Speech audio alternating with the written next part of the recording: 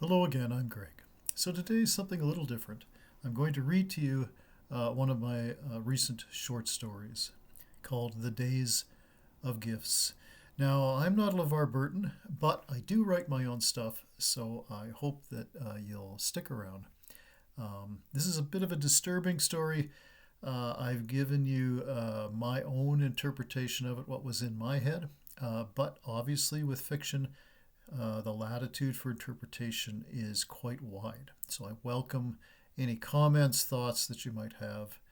Um, this is the Days of Gifts. We have a gift for you. This was what was always said.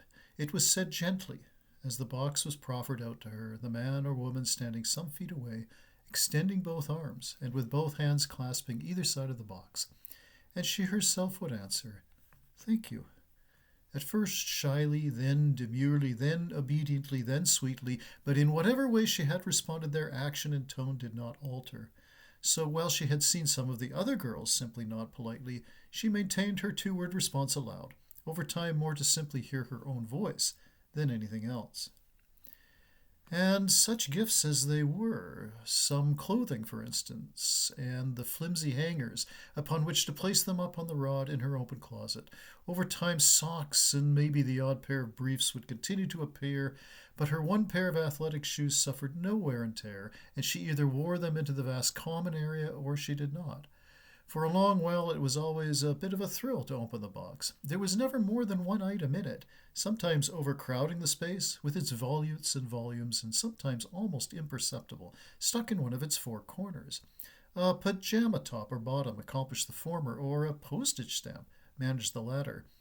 That was what everyone appeared to wear, pajamas, whether in their own rooms by themselves or out with the others who never spoke to her nor to one another. The others who only glanced up rapidly and then did so only to ascertain if anyone was approaching too near, or whether they themselves would have to alter their course or change their seat. The others whose faces wore a minatory look, expressing their distaste, not about being here, whatever this was, but rather that they were here with others. And so she often sat upon her bed and read the many books that came in the never ending supply of shoebox sized cartons, one at a time, the books looking worn and sometimes doubling up on themselves, so that over time she had amassed a collection of a few hundred, but within that collection many dozens of multiple copies. But there appeared to be so much time that she read each copy nevertheless, for after all, another read would generate another thought, no matter the absolute sameness of the typescript and the cover and the blurbs on the back. And the one time she dared peek into another girl's room, receiving a suspended glare from its resident that overcharged the atmosphere between them and made her feel that she had sinned alive and dead at once, she noted that this other room, this other's room, was similarly filled with books and other articles just as was her own.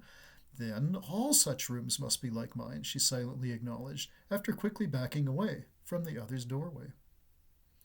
"We have a gift for you," the woman stated gently in the soft murmur the caretakers always employed.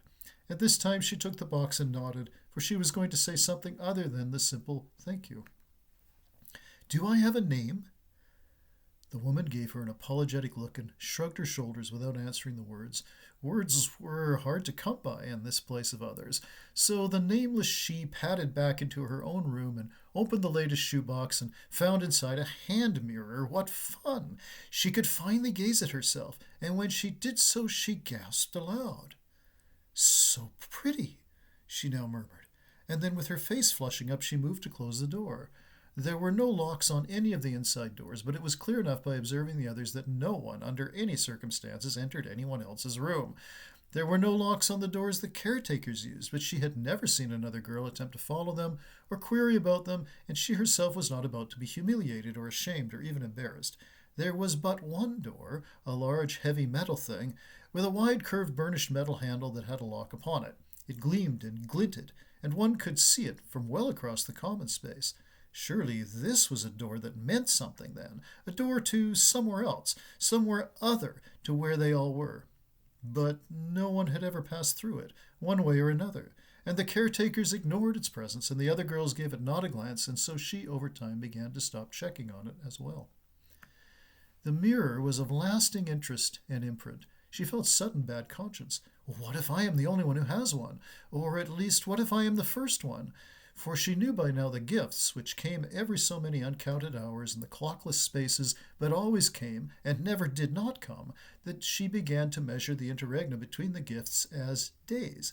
For there was no other way to measure such an idea, were seemingly almost random in their form and function. A pair of socks could be followed by a book, and then by a postage stamp, and then by a small binder, and then by an electric shaver, which was also handy and dovetailed well with the hand mirror, and then by a pair of sunglasses or even a men's tie. And so she also had learned over time that some gifts were relevant and others seemingly not at all. When the tie had arrived, she whimsically draped it round her neck and cocked her head to one side, winking at herself. It was ludicrous, and then she hung it over her doorknob. When she next awoke, it was gone, and she did not understand the meaning of this until she had herself, over time, gotten to a point where she would have done just about anything to be somewhere other than where she was. Egress, exunt, escape, stop breathing, stop eating, stop drinking, stop moving. The girls ate when they were hungry and slept when they were tired and read or sat motionless in their respective rooms or even in the common areas.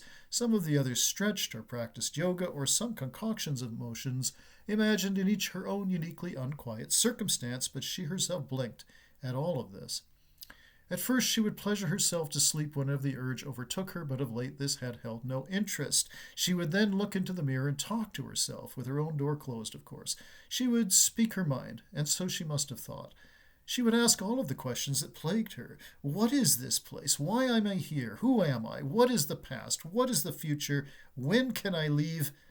Can I leave? And she would contrive responses that made increasingly little sense. Surely then she must be being punished. All of them must be. And so the conversation turned to a confrontation. She would pull a face first taciturn, then outright stern, and then in turn one muted and dismayed, then outright fearful. You are a bad girl, a very bad girl. You should be punished. Indeed, you shall be punished. I will beat you. Yes, I shall. And she would respond with meekness, begging not to be beaten and promising to be good, but she could not even become aroused by such nonsense, and so she quickly gave it up. And after going through her crowded cloistered room and finding nothing whatsoever with which she could have punished herself in any case, she truly gave it up. The copies of the same books continued to multiply, punctuated by new ones and new pairs of socks and briefs, and once in a very long while a pajama top or bottom, and so she had thought to see if anyone would desire to trade this or that duplicated item, an idea that had germinated in the bad conscience about the mirror. But her attempt to approach any of the other girls was met by a sterner rebuff than when she had herself been able to muster her mock dialogues. So she finally sat down in the very center of the common space in a bit of heap and simply placed the book she had at hand out perhaps 2 feet in front of her. She sat there for what felt like hours, verging into the time when she herself would be approached by a caretaker with yet another box to open. Would she be seen as an ingrate, placing a gift, any gift, out in front of her in this manner? She closed her eyes for a long while, and when she opened them, another girl had sat down some feet away out in front of this another book. The very briefest of glances, and they were both up and off, clutching the book the other had proffered. And this was the beginning of a lengthy series of such encounters, gradually growing in their community, wordless always, solemn even, ritualistic, rarefied, reckless, even ruthless. The other girls clutching and clasping and even clawing up the books they hadn't yet read, or perhaps had not yet seen, though she herself imagined that all would do as she had always done, read everything, simply because there was so little else to do. And one encounter produced a 80 of girls, each with the exact same copy of the exact same book in the exact same color, and when they had all opened their eyes, she couldn't but giggle out loud. But the other 3 did not share her humors. One simply got up without a sound and vanished into her room. Another glared with palpable venom at her and flung her own copy of the book right across the room before stalking off.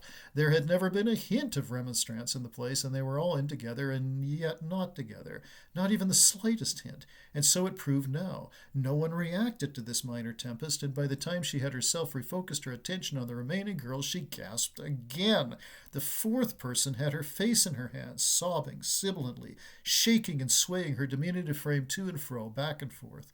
I should console her. I should comfort her, she cried to herself, but the other must have heard her movement and reared back with a look of terror upon her otherwise angelic face. Then, without a sound, this 4th got herself up and backed off. She herself stood up and with a beseeching look, calling out, "Why? Why?" But the other had now run off, ran right away from her. 3 of the 4 books remained on the plush of the floor in the center of the Commons room. She stared dully at them for a moment, and then, "We have a gift for you." She was startled and felt her face flush up, but the caretaker ignored both of these reactions and proffered out the box. Had there been just the slightest of stresses upon the word gift in what he had stated? For the first time, since the very first time, she hesitated, and the man, with a kindly look and a gentle smile which was genuinely reflected in his warm dark eyes, pushed the box toward her perhaps just an inch. This was enough for her to remember her manners, and she took it in her hands. "Thank you." This time her voice broke, and it was all she could do to herself. Rush back into her own room and close the door with a snick and fling herself face down upon the bed. She hadn't wept, truly wept, since she could recall being there, and nothing of before, never anything of before, nor beyond there. But soon enough the ebbing thrill of opening a gift overtook her existential qualms, and she found within it a gleaming, glinting key. A key! It could only be for the door with the lock. The only door with the lock. Yes, only that door, and no other. What else could it be for? But then she recalled that numerous gifts that seemed to harbor utterly no purpose. Well, it might simply be a random key, then, she rationalized, looking down at it and fondling it. It was attached to a thin thread, and she hung it up on a little peg above the little desk that she surmised each girl had in her respective room. Then she went on with the day until the next moment when the next box could be expected. But oddly, though many other girls could be observed receiving their next boxes, the hours went by and went on by again, and there were no further boxes for herself. Not that she needed anything at the moment. Her socks were in fine shape, for instance, and her briefs. The resoluteness vanished when she discovered that her now precious key, perhaps the final gift, had disappeared from where she had hung it, and her heart stopped. Plunging into the mess upon her desk, she did rediscover it, and then she knew what she must do. Never wanting to feel that feeling of horror again, she raced across the commons area after waiting till everyone seemed to have gone to their rooms and thrust the key into the lock. Turning it, she grasped the handle and flung the door wide and leapt through its stunning aperture, making sure she closed and locked it behind her. Without a backward glance, she ran and ran. Now the world was indeed timeless. Weather fine. Silken pajamas and athletic shoes well suited for running in it, across it, over it, through it. Fields and meadows and ridges and woods. A creek from which to drink, parched and overheated, and then the beach.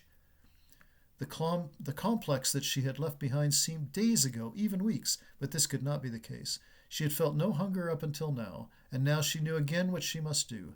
Throwing off her clothing, all of it, she was then naked and free, running and dancing on the warm sands and then into the chill surf and in and out again. She yelled and shouted and sang just to hear that she could still do these things, and upon the towering cliff that the endless ocean broke upon, she stood as naked and as free and flung the key with all her might over the edge.